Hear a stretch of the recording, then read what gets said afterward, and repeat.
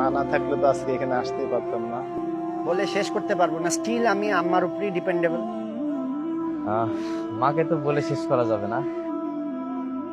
আম্মা ছোটবেলা থেকে যেভাবে সাপোর্ট করেন, পাশে থাকেন আমার।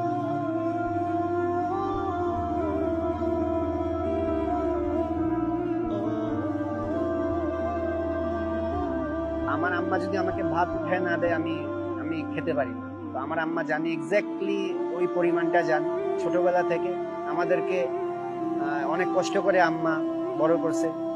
আব্বা সবসময় আমাদের কাছে থাকতে পারতো না কাজের জন্য, আম্মাই আমাদেরকে 5 ভাই বোন ছিলাম, অনেক কষ্টে ওই সময়। আসলে আম্মার অনেক নিবেদন, অনেক কষ্ট, অনেক পরিশ্রম।